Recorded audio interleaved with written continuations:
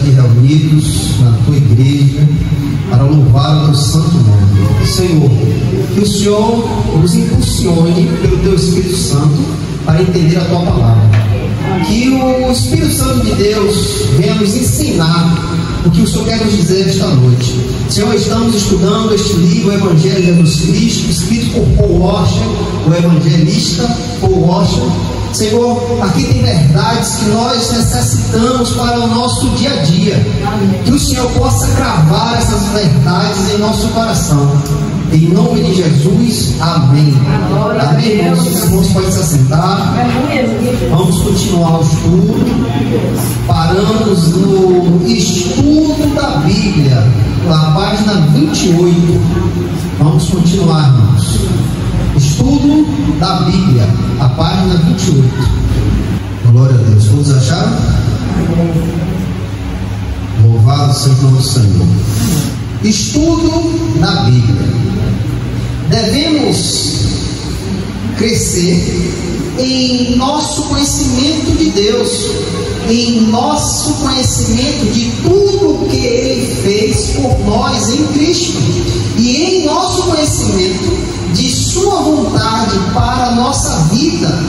Devemos ser fortalecidos em nossa fé, encorajados em nossa obediência e conformados à imagem de Deus. Isto somente pode ser realizado através da leitura, estudo, memorização e obediência à Bíblia. Irmãos, para que nós possamos ser formados Cristo em nossa vida, para que cada vez mais nós venhamos brilhar a Cristo, este mundo não tem o que nos dar, este mundo não tem o que nos ensinar. Não temos mais nada a ver com este mundo, com tudo o que acontece, com todas as ideologias. Nós não temos mais nada a ver, porque fomos transformados por Cristo. E essa transformação nos leva, irmãos, a cada dia se parecer com Cristo. Cada dia as pessoas veem Cristo nas nossas atitudes. Então, para que a gente possa parecer com Cristo, é necessário que ler as Escrituras, estudar, memorizar e obedecer a palavra de Deus. Só assim vamos parecer com Cristo. Só assim, pela palavra de Deus, vamos ter, porque conhecimento, vamos ter sabedoria para cada dia mais parecermos com Cristo. Cada dia mais ter influência neste mundo de trevas. Cada dia mais, irmãos, ser sal da terra. Ser um sal que vai salgar a carne para que não seja contaminada. Para que não haja, não se acabe com o sal que preserva a carne. Devemos ser assim. Devemos ser uma luz que não pode ficar debaixo da mesa. A luz que está em nós tem que brilhar, tem que ficar no alto, para que todos vejam Cristo. Jesus disse que o candeeiro não pode ser colocado debaixo do alqueire, senão não vai iluminar lugar nenhum, estará todo mundo escuro. Mas quando se tem o candeeiro e coloca no lugar alto, ilumina toda a casa. Jesus disse que se o sal perder a propriedade de salgar, de preservar a carne, Jesus disse que nada mais presta, ou senão jogará ao chão para que as pessoas pisem. Então, se eu e você perder a qualidade de crente, estamos acabados, irmãos. Não vamos ter influência de nada. Vamos andar neste mundo de trevas, não influenciando, mas sendo influenciado por este mundo. Então, para que isso não aconteça, a nossa vida tem que ser uma vida de leitura, irmãos. Leitura de quê? De historinha? Da Bíblia, da palavra de Deus. Leitura, estudo, memorização e obediência, que é o principal. E não adianta você ler e não obedecer. Não adianta. Aqui, irmãos, vai dizer: a Bíblia é inspirada por Deus e é proveitosa para ensinar, repreender Ouça 2 Timóteo, capítulo 3, versículo 15 ao 17. Olha o que a palavra diz. Para que serve a palavra de Deus? Ó, para ensinar, repreender e corrigir e treinar na justiça. A palavra que você senta aí na sua casa para ler, para memorizar, para estudar, ela serve para isso, para a nossa edificação, irmãos. Serve para que cada dia mais você cresça no conhecimento de Deus.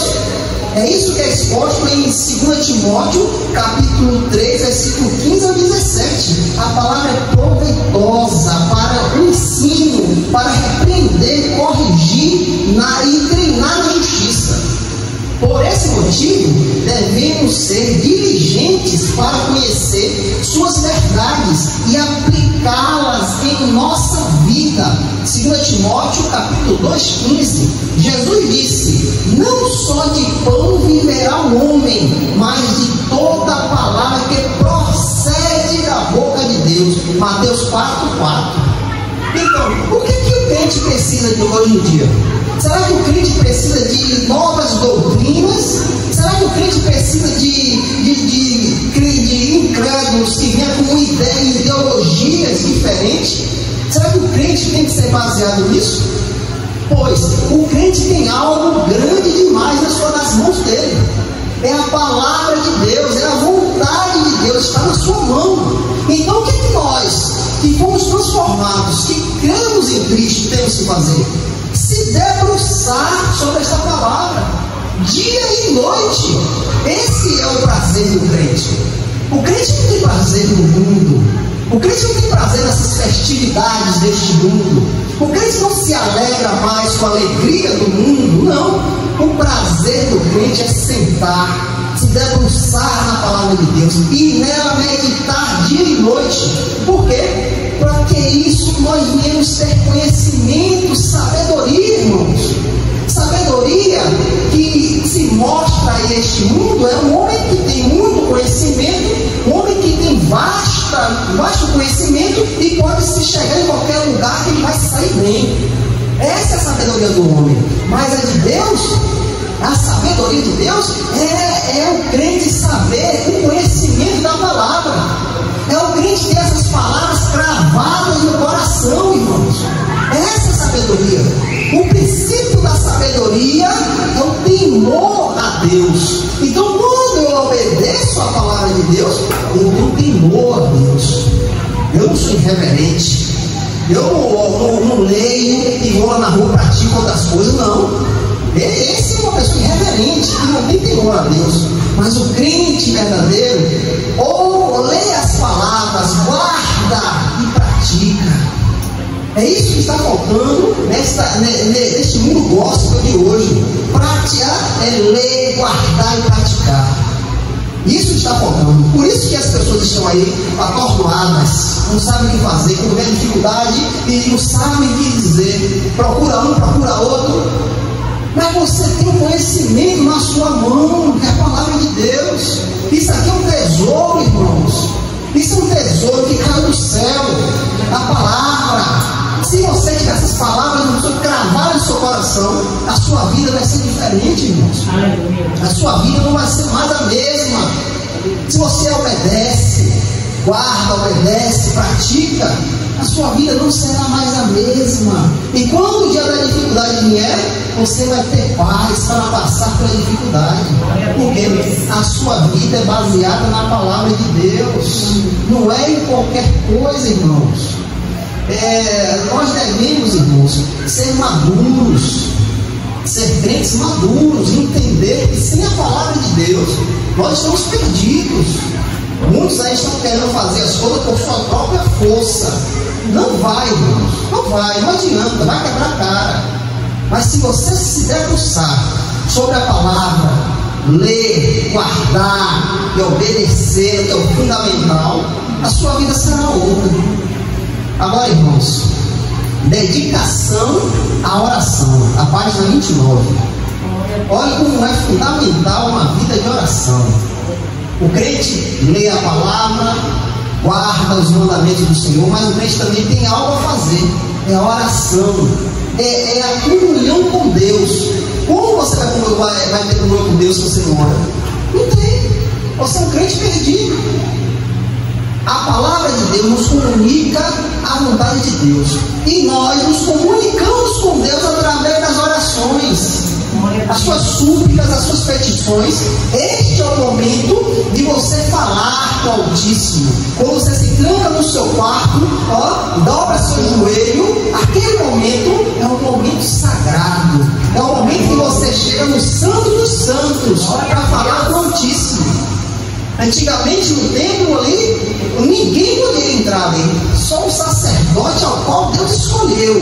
Se o povo tinha algo a falar com Deus, tinha que passar para o sacerdote iria se sacrificar no animal, pegar o sangue e aspergia lá no Santo dos Santos para poder ter comunicação com Deus. Ninguém poderia ir. Mas Cristo veio, irmãos, e nos deu um acesso livre a Deus.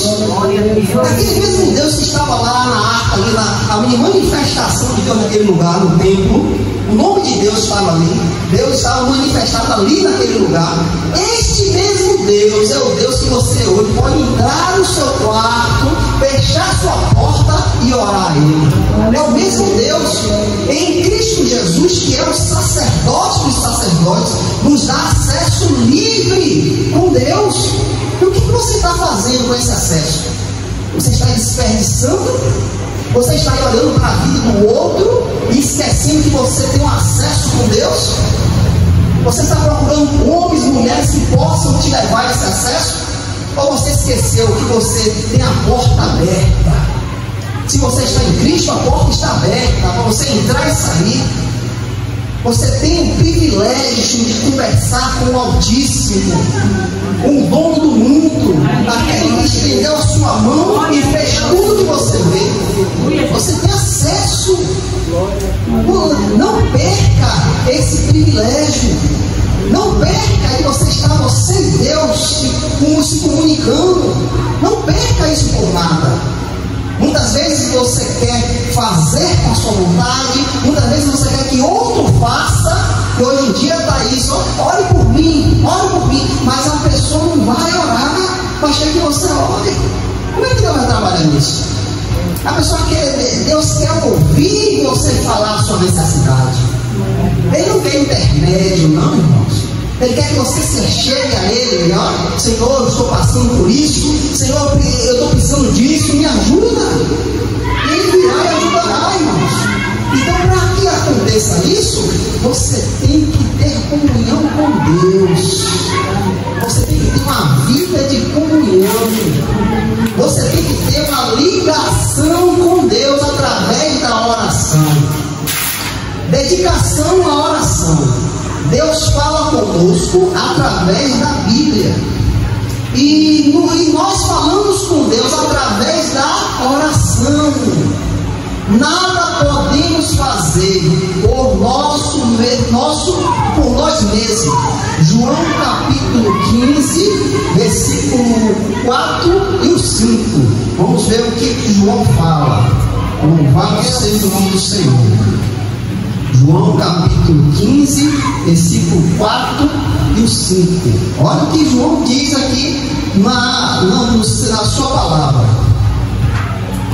Permanecei em mim e eu em vós. Como o ramo não pode dar fruto por si mesmo, a não ser que permaneça na videira, assim também vós não podeis, a não ser que permaneça em mim. Eu sou a videira, vós os ramos. Quem permanecer em mim e eu nele, esse dá muito fruto, porque sem mim nada podereis fazer. Veja bem, como nós vamos estar em Cristo se nós não temos uma vida de oração? Como? Jesus é claro, permanecer em mim. Como você vai permanecer em Cristo se você não busca a Cristo? Se a sua vida não é dedicada a uma vida de oração? O Senhor é claro, permanecer em mim e eu em vós. Como o ramo não pode dar fruto por si mesmo, nós não podemos fazer nada por nós mesmos, irmãos.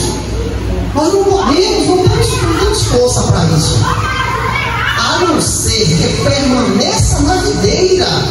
E como que é esse permanecer na videira? A videira é Cristo, mas para que você possa permanecer nela, você tem que ter uma vida de oração, uma vida de busca a Deus. Aqui, irmãos, não depende da igreja.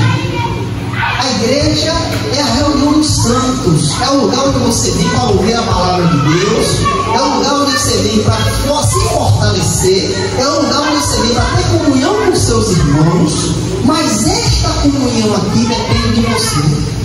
Esta ligação de permanecer na videira depende de cada um de nós. Seu irmão não pode dar isso a você. É você e Deus. É só você e Ele. Então depende muito do que você quer. Será que você quer ter uma vida de comunhão com Deus? Você sabe que a vida de comunhão com Deus é uma vida de negação. É uma vida de negar-se a si mesmo. Você quer essa vida?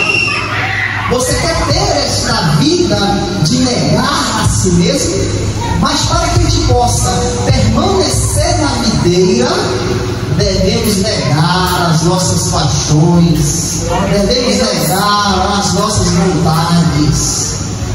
E assim também vós não podeis, a não ser que permaneça em mim. Para que a gente permaneça em Cristo, irmãos, devemos negar a si mesmo. Lembra que Jesus disse? Nega-se, pega a tua cruz e me segue. Não é essa vida que nós estamos vendo hoje aí nessas igrejas, não, irmãos. Não é esta vida, não. A vida com Cristo é completamente diferente. É uma vida de negação. É uma vida de quando sua carne se manifestar, você dizer não, porque eu tenho que adorar o Senhor. Eu não posso fazer isso porque eu estou desobedecendo a palavra do Senhor. É o contrário do que você vê hoje aí nessas igrejas. É o contrário. É uma vida de comunhão com Deus. Continuando, irmãos. Mas podemos nos tornar frutíferos ou ao depender do poder de Cristo e ao tornar nossa necessidade conhecida a Ele em oração. João 15, capítulo 7 e 8. Olha que João diz, se vós permanecerem em mim e as minhas palavras permanecerem em vós, pedireis o que quiseres e vos será feito. Nisto é glorificado o meu Pai, que deis muito fruto e assim sereis meus discípulos.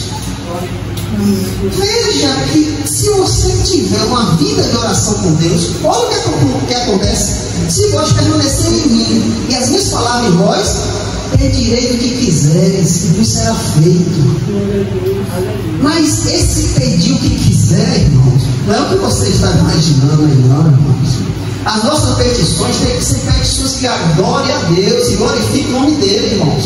Não é eu vou ter comunhão com Deus e Deus vai me dar um carro, Deus vai me dar uma casa. Não é isso não, irmão. Isso aí você vai trabalhar para conseguir. Aqui, irmãos, é petições que glorifiquem ao Pai. Senhor, salva minha mãe. Senhor, o meu filho está nas drogas. Tira os meus filhos das drogas. Senhor, há irmãos que estão fracos na fé e o seu Espírito vem e fortaleça eles. Senhor, irmãos que ainda não nasceu de novo. Senhor, desce o teu Espírito, abre esses irmãos para que nasçam novamente. Então as nossas petições, pedireis o que quiser e vos será feito, são pedidos que adorem a Deus, irmãos, e glorificam o nome dele. Essas petições de você ter carro, ter casa, ter o que você quer, são desejos carnais, irmãos. E o crente não anda nisso. Se Deus permitir que eu tenha ou você tenha, vem do alto, irmãos. Não depende de você, vem do alto. Mas as nossas petições sejam petições que glorifiquem a Deus. Porque, olha o que Jesus disse: nisto é glorificado meu Pai, que deis muito fruto, e assim sereis os meus discípulos. Para que nós venhamos parecer com Cristo, ser discípulos dele, devemos ser como ele, irmãos. Devemos ser como ele. Vamos continuar, irmãos. A Bíblia é abundante em ensinamentos sobre a necessidade da oração, os benefícios da oração e as promessas de bênçãos. E todos os que oram. Mateus capítulo 7, versículo 7 ao 11. Mateus 7 ao 11. Vamos ver o que Mateus diz, irmãos. Louvado seja o nome do Senhor. Mateus capítulo 7, versículo 7 ao 11. Aqui, irmãos. Pedi e dar-se-vos-á. Buscai e encontrarei. Batei e abre-se-vos-á. Porque aquele que pede, recebe. E o que busca, encontra. E ao que bate, abre-se-lhe-á. Ou qual dentre vós é homem que, se o seu filho pedir um pão, lhe dará uma pedra? Ou se pedir um peixe, lhe dará uma serpente? Então, se vós, sendo maus, sabe dar boas dádivas aos vossos filhos, quanto mais vosso Pai que está no céu dará coisas boas aos que lhe pedem. Veja os benefícios da oração, irmãos. O Senhor aqui expõe que se você pedir, e dar-se-vos-á, buscai e encontrarei, batei e abre-se-vos-á, porque aquele que pede, recebe. Isso é algo para a gente colocar em nossa mente, irmãos. Às vezes estamos passando por dificuldades porque não pedimos a Deus, porque não nos chegamos a Deus na oração. Eu vou fazer, eu vou conseguir passar por isso. Você vai quebrar a cara. O Senhor diz: pede, e irá receber. E o que busca, encontrará. E ao que bate, abre-se-lhe-á. Então o que depende de nós? É buscar, é procurar, é bater, para que o Senhor possa nos ouvir. E o Senhor diz: qual dentre vós é homem que, se o seu filho pedir um pão, dará uma pedra?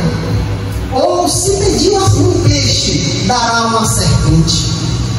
Jesus está dizendo: nós que somos maus, sabemos dar coisas boas aos nossos filhos. Imagine ao Pai se você pedir.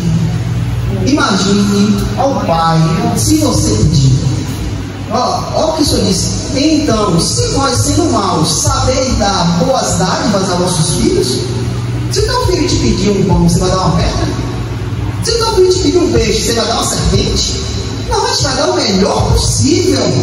O que puder de melhor, a gente vai dar. Então o Senhor diz: nós que somos maus, nós somos maus, sabemos dar coisas boas. Imagine Deus, imagine o Pai, quanto mais vosso Pai que está no céu dará coisas boas aos que lhe pedem. Então muitas vezes, irmãos, o que está faltando em nossa vida é pedir, é clamar a Deus para que o Senhor possa abrir a porta. No dia da dificuldade, nós temos que dobrar o joelho e pedir a Deus. Não é fazer com nossa força. Eu vou conseguir, eu vou. Não vai não, irmãos.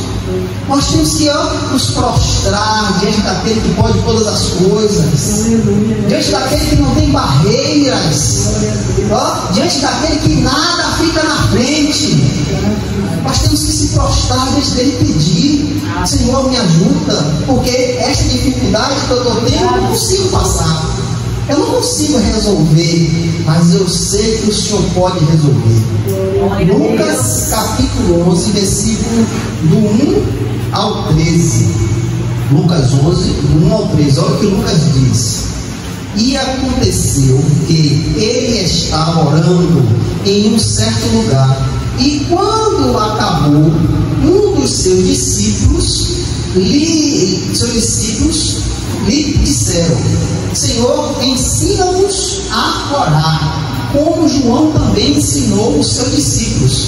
E ele disse: quando orares, dizei: Pai nosso que está no céu, santificado seja o vosso nome, venha a nós o teu reino, seja feito a tua vontade, assim na terra como no céu. Olhe a oração que o Senhor ordena aos seus discípulos. Veja bem o exemplo que Cristo traz para que os discípulos pudessem orar, pudessem iniciar a oração. Esta oração, irmãos, é uma oração que lhes vazia. É uma oração, irmãos, que não tem encher de você. É uma oração que não fala de você. Se você for ler, esta oração só fala da vontade do Pai, que nós temos que estar submetidas a Ele. Olha o que Jesus disse: Pai nosso que estás nos céus, santificado seja o teu nome. A glória dele, é de Deus. Venha o teu reino. Venha o teu reino. Seja feito a tua vontade. Assim no céu como na terra. O pão nosso de cada dia nos dá hoje, e perdoai os nossos pecados, assim como também nós perdoamos a todos que nos devem. E não nos conduza à tentação, mas livrai-nos do mal. E ele disse-lhe: qual de vós terá um amigo e for procurá-lo à meia-noite e lhe disser: amigo, empresta-me 3 pães, pois um amigo meu chegou a mim de viagem e eu não tenho nada para pôr diante dele. E ele de dentro lhe responde e disse: não me importunes, já está a porta fechada e os meus filhos estão comigo na cama, eu não posso levantar-me para te dar. E eu digo-vos que ainda que ele não se levante para lhe dar, por ser seu amigo, toda dádiva, por causa da sua importunação, ele se levantará e lhe dará quantos pães quiser. E eu vos digo: pedi e dar-se-vos-á, buscai e encontrareis, batei e abre-se-vos-á, porque todo aquele que pede recebe, e o que busca encontra, e ao que bate se abre. Se um filho pedir pão a qualquer um de vós e que é pai, acaso lhe dará pedra? Ou se ele pedir peixe, lhe dará um peixe uma serpente? O que Jesus quer nos dizer aqui, irmãos? Que a nossa vida é uma vida de oração, uma vida de busca a Deus. Jesus traz uma parábola dizendo que este amigo chega na casa do outro amigo tarde da noite, pedindo um pão para que ele pudesse apresentar ao amigo que chegou à casa dele, pois ele não tinha nada para dar àquele amigo que veio de longe. Mas Jesus disse que aquele homem que estava dormindo disse: olha, eu já estou dormindo, não me importune, a porta está fechada. Mas a insistência daquele amigo ao bater na porta fez aquele homem se levantar da sua cama e dar quantos pães ele quisesse. Então o que Jesus quer nos levar aqui? A insistência na oração. Glória a Deus. A busca na oração. Nada mais do que isso. Jesus quer nos dizer: eu insisto na oração. Como este homem insistiu para que aquele amigo pudesse abrir a porta para pregar os pães, o Senhor nos diz: eu insista também na oração. Não ore só o dia e pare, não. Insista. naquilo que você precisa, em oração. Busque a Deus, bata na porta, busque, para que você possa ser abençoado, irmãos. Tiago capítulo 4, versículo 2. Vamos ver o que Tiago tem para nos dizer, irmãos. Tiago 4, 2, ó. Cobiçais e nada tens, matais e desejais ter, e não podes obter. Combateis e guerreais e nada tens, porque não pede. Porque não pede. Olha o que Tiago diz: cobiçai e nada tens, matais e desejais ter, e nada podeis também obter. Combateis e guerreais e nada tens, porque não pede. Tiago quer nos mostrar aqui, irmãos, que com a nossa força você não vai fazer nada, você não vai conseguir. Tiago diz que você combate, luta, mas você não consegue, porque não pedes. Não pedes. Então, o que está faltando muitas vezes na nossa vida é uma vida de comunhão com Deus. Porque se eu tenho uma vida de comunhão com Deus, eu sei a quem pedir, eu sei a quem ir. Eu não vou precisar de um amigo, não que esteja desprezando um amigo, mas naquele momento que só Deus pode me dar, eu não vou correr atrás de um amigo. Eu vou entrar no meu quarto, fechar a porta e orar ao meu Deus, porque eu tenho que pedir a quem pode me dar. É isso que temos que entender, irmãos, que se nós não tivermos uma vida de ligação com Deus através da oração, nós não vamos ter nada, vamos ser crentes fracos. Continuando. Por esta e outras razões devemos nos dedicar à oração e nunca esmorecer. Olha o que diz Lucas capítulo 18. Louvado seja o nome do Senhor. Vamos ver o que Lucas tem para nos dizer, irmãos. Glória a Deus. Lucas capítulo 18, versículo 1. E ele falou-lhe uma parábola com este fim, de que os homens devem sempre orar e nunca desfalecer. Nunca desfalecer. Isso é importante, irmãos, porque se você não desfalece em suas petições, você vai ter o que você pede. Jesus está dizendo que nós não podemos deixar de orar. Jesus está dizendo aqui que nós não podemos cansar de orar. Não, a nossa vida é uma vida de intensa oração. Não podemos desfalecer. Eu sei que muitas vezes o que você pede demora de vir, porque é a vontade do Pai, não é a sua. A sua vontade é pediu, chegou. A nossa vontade não é perfeita. Nosso Deus é perfeito e Ele dá tudo de acordo à vontade dEle, é na hora dEle. Muitas vezes você quer algo rápido, mas esse algo rápido não vai trazer edificação para a sua vida, ao contrário, vai lhe afastar de Deus, e Deus vai permitir você ter. Mas quando as coisas que nós pedimos vêm na hora e no dia de Deus, irmãos, isso nos traz edificação, isso nos traz mais dedicação a Deus, isso nos fortalece para que a gente não venha esmorecer.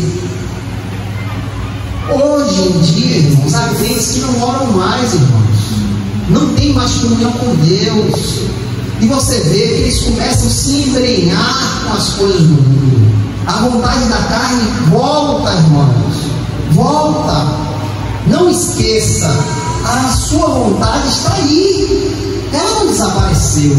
A sua carne está aí, a sua carne está aprisionando o espírito ainda, irmãos. Estamos presos aqui nesse tabernáculo, e o desejo desse tabernáculo está ativo. Se nós não tivermos uma vida de comunhão com Deus, eles vão voltar, os desejos irão voltar, irmãos. Aquilo que você anseia irá voltar. Então, para que nós possamos amortecer a nossa carne, tem que prevalecer a oração, irmão. A vida de oração, uma vida consagrada a Deus. Hoje que você vê aí é longe disso. Hoje que alguns pastores pregam aí, está longe disso, irmãos. Eles lhe empurram para o mundo, para os desejos daqueles que não creem em Deus. Eles empurram a isso, a você desejar as coisas do mundo. Se você é próspero, Deus está com você. Olha com o que ele tem, é Deus com ele. Mas a palavra de Deus nos mostra completamente o contrário, irmãos. Para que a gente possa ter Cristo brilhando em nossa vida, devemos negar a nossa vida que influi o pecado. Devemos deixar tudo para trás. Colossenses capítulo 4, versículo 2. Vamos ver o que Colossenses fala, irmãos. Glória a Deus. Louvado seja o nome do Senhor. Colossenses 4, 2. Aqui diz: perseverai em oração, velando nela com ação de graça. Olha o que Colossenses nos diz: perseverai, persevere em oração, velando nela em ação de graça. Seja agradecido a Deus. Nós devemos perseverar na oração. Nossa vida tem que ser uma vida de perseverança, mesmo que quando nós não vimos a solução, irmãos, mesmo que demore a solução daquilo que você pede, nós devemos perseverar, andarmos em comunhão com Deus continuamente. Não podemos se cansar, não. Uma vida na perseverança em oração. Vamos continuar, irmãos. Oração é ter comunhão e conversa com Deus. Ela inclui a adoração, o louvor, o agradecimento e a petição para que a vontade de Deus seja cumprida em nossa vida, em nossa família, em nossa igreja e no mundo. Orar é pedir a Deus atenta às nossas necessidades de acordo com a sua sabedoria,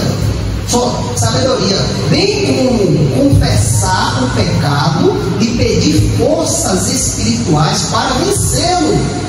Uma das melhores maneiras de aprender a orar é estudar as orações da Bíblia. Uma das formas mais úteis é a oração modelo encontrada em Mateus 6, 9 e 13. É o Pai Nosso. Veja os benefícios de uma vida de oração, irmãos. A oração que nós fazemos a Deus, ela inclui a adoração, o louvor, agradecimento, petição, para que a vontade de Deus seja cumprida em nossa vida. Mas não é só em você, em nossas famílias, e nossa igreja e no mundo. Quando você ora, irmãos, muitos podem ser abençoados, irmãos. Essas bênçãos vêm sobre outros também, irmãos. Orar é pedir a Deus, atenda às nossas necessidades de acordo com a sua sabedoria, bem como confessar o pecado, o que muitos não fazem mais, porque estão insensíveis à ação do Espírito. O ouvido está insensível e eles não confessam mais pecados, mas confessar pecados é necessário. Você ter uma confissão é pedir forças espirituais para vencê-lo. Se você não confessar que você pecou, que você errou, como você vai ter forças para vencer o pecado? Não tem como, porque o seu coração está insensível. A sua vida é uma vida que não é conduzida pelo Espírito, porque os seus ouvidos se fecharam para a voz do Espírito. Mas se nós estivermos sensíveis ao Espírito Santo, quando errarmos, quando pecarmos, saiba que nós pecamos, irmãos. Nós pecamos todos os dias.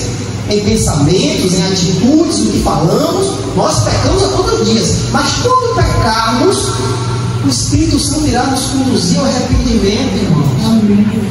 E esse arrependimento nos dará uma força espiritual para vencer o pecado. Porque não temos força para vencer o pecado, se assim não tiver uma intervenção do alto. Então, para que isso aconteça, devemos confessar. Você deve chegar diante de Deus e dizer: Senhor, eu errei naquilo ali, eu não era para fazer isso, mas nesse momento eu esqueci e fiz. Mas Senhor, me perdoa, me perdoa. E isso, irmão, este ato de você pedir perdão, Deus irá lhe fortalecer, Deus irá lhe edificar mais e mais. E como você vai dizer: eu não sei orar, eu não sei se chegar a Deus. Irmãos, temos um modelo ali do Pai Nosso, em Mateus 6, ali, fala sobre o Pai Nosso, lemos na estante. É uma oração modelo. Se baseie naquela oração para você chegar a Deus. Se esvazie de si mesmo, e fale com Deus. Deixe os seus desejos de lado, suas paixões de lado. Esvazie e chegue a Deus, contrito e quebrantado. Um coração assim, Deus não rejeita. Então o que está faltando, irmãos, é a gente que tem que se consertar, irmãos. Às vezes você acha que é a igreja que é errado, é o irmão tal que é errado, é o pastor tal que é errado. Não, irmãos, muitas vezes é a gente mesmo que é errado, que não quer se consertar, que não se coloca diante de Deus expondo os erros, aquilo que eu fiz de errado, os meus pecados, porque eu estou endurecido, eu estou certo. Não, irmãos. Nós temos que estar contritos e quebrantados diante de Deus, não é diante dos homens, é de Deus, para que assim, irmãos, a graça de Deus, o amor de Deus, a bondade de Deus venha sobre nós. Então devemos olhar para dentro. Será que a minha vida está sendo uma vida que fala de Cristo? Será que tudo que eu faço glorifica o nome do Senhor? Como o Senhor é glorificado nas minhas atitudes? Devemos nos preocupar com isso, irmãos. Não é você chegar ali e fazer o que você quer, falar o que você quer. Não, irmãos. Você é uma cristã, você é um cristão. O nome de Cristo está sobre você. Glória a Deus. Então você tem que fazer esse nome brilhar cada dia mais. Como eu vou fazer brilhar? As minhas atitudes, irmãos. Quando a aflição vier, aquele problema vier, você saber o que fazer, baseado pela palavra de Deus. Eu não vou brigar, eu não vou discutir, deixa ele falar o que ele quiser. Por quê? Se Deus me ver certo, a ira de Deus virá sobre ele, porque a vingança é de Deus, irmãos. É Deus que vem vingar. A vingança pertence a Ele. Nós não temos que nos vingarmos por nós mesmos. Não, irmãos. Se nós fizermos isso, somos vencidos pelo diabo. O diabo já nos venceu. Se você pagar o mal com o mal, já está eliminado. Nós devemos pagar o mal com o bem, porque pagando o mal com o bem, a gente vence o diabo, a gente vence o mal. Glória a Deus. Então, irmão, brilhe Cristo. Tenha uma vida de comunhão, de oração com o Senhor, para que Cristo possa, irmãos, ser visto na sua vida. Vamos agora, irmãos, em a identificação pública com Cristo através do batismo, a página 29. Somos salvos somente pela fé, mas Cristo ordena que aquele que crê identifique-se publicamente com Ele e seu povo através do batismo. Mateus capítulo 29, versículo 18. Mateus capítulo 28, versículo 18. Glória a Deus. Vamos ver o que Mateus diz, irmãos. Glória a Deus. Mateus capítulo 28, versículo 18 ao 20. Aqui. E Jesus veio e lhe falou, dizendo: foi-me dado todo o poder no céu e na terra. Portanto, ide e ensinai a todas as nações, batizando-os em nome do Pai, do Filho e do Espírito Santo, ensinando-os a obedecer todas as coisas que eu vos tenho mandado. E eis que eu estou convosco sempre, até o fim do mundo. Amém. Então, irmãos, o ato do batismo, muitos aí dizem que você vai falar em línguas, outros dizem que você vai manifestar os dons, falam muitas coisas aí que não tem nada a ver com o batismo. O ato do batismo, irmão, nada mais é do que uma identificação publicamente de quem você é agora. Você servia ao mundo, você fazia a vontade do mundo, mas quando você teve a iluminação de Cristo em sua vida, você ergueu a sua mão ali naquele momento, entregou a sua vida a Cristo, sendo induzida pelo Espírito de Deus. Você confessou com a boca, creu no seu coração, mas Jesus nos pede que aquele que crê seja batizado. O batismo nada mais é, irmãos, do que você mostrar para as pessoas quem você é agora.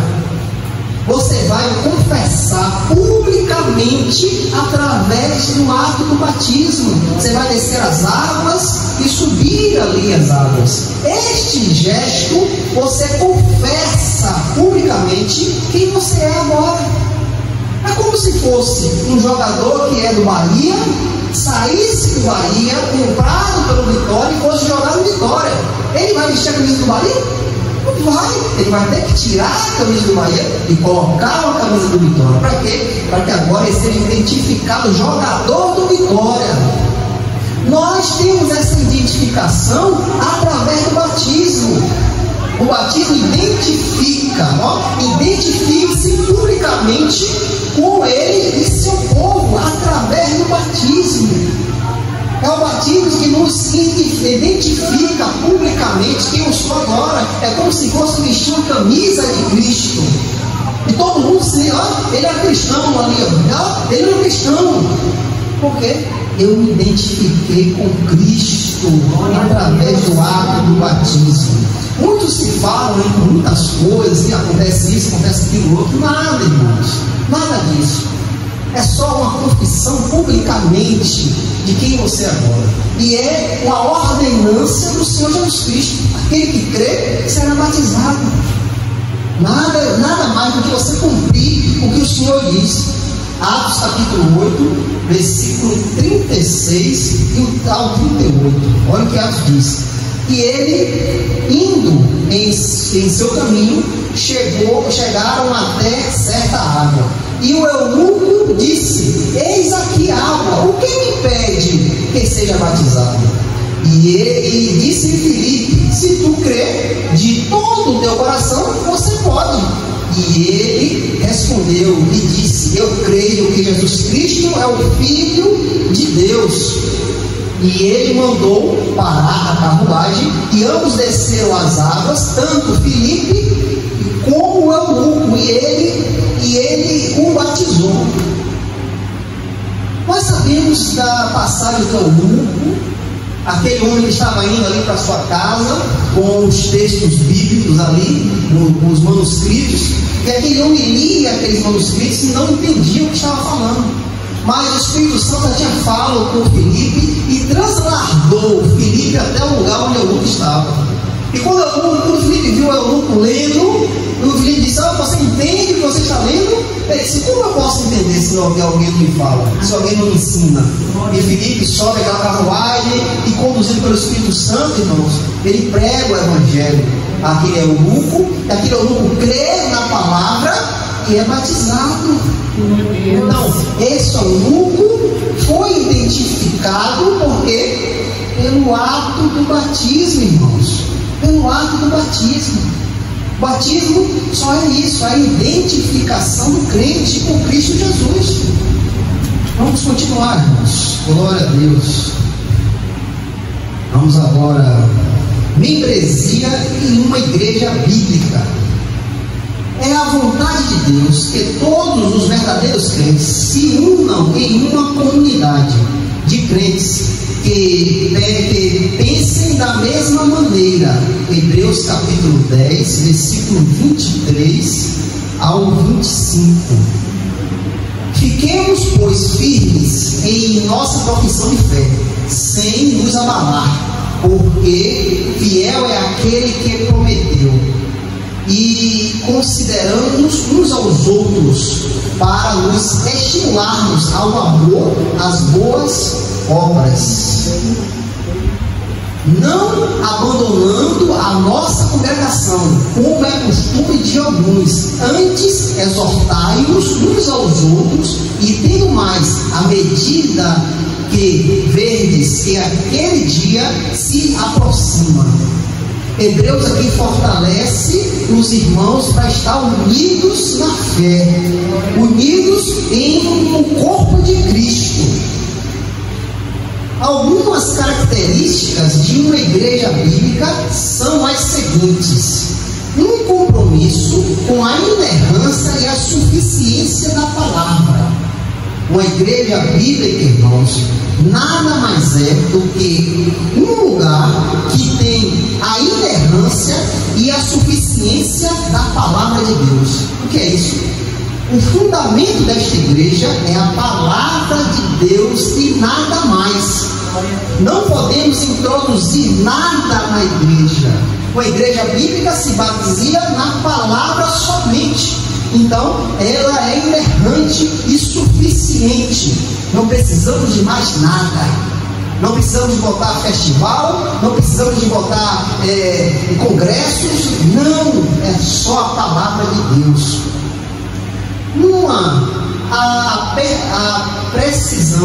Uma precisão da verdade bíblica e uma paixão por pregar e ensinar. Outro fato, a apreciação da verdade bíblica. Este lugar tem que ter uma apreciação, tem que mostrar a verdade da Bíblia, uma paixão por pregá-la e ensiná-la. Alguns fundamentos da igreja bíblica: as pessoas têm que ter a precisão da verdade da palavra e ter paixão pela pregação e ensino, uma fidelidade ao cristianismo ortodoxo e trinitário, tal como é encontrada nas confissões de fé clássicas procedentes da Reforma. Uma visão elevada de Deus e um conhecimento da pecaminosidade e da necessidade da salvação do homem. A página 30, irmãos. A confissão de que Cristo e seu Evangelho são centrais e preeminentes na fé cristã. Uma compreensão bíblica da conversão que leva ao arrependimento, fé e santidade. Os irmãos se convertem, ou verdadeiramente se arrependem, a fé é gerada e a santidade é constante. Uma dedicação ao culto bíblico no temor de Deus, em contraste ao entretenimento ou a emocionalismo. Isso aqui é fundamental, irmãos. O que está acontecendo nas igrejas hoje? Entretenimento e emocionalismo. As igrejas não estão sendo fundamentadas com o culto bíblico e no temor de Deus. Como você pode identificar uma igreja que não é bíblica? Uma igreja que tem vasto entretenimento. Uma igreja que é movida por emoções e não tem a base bíblica e o temor de Deus.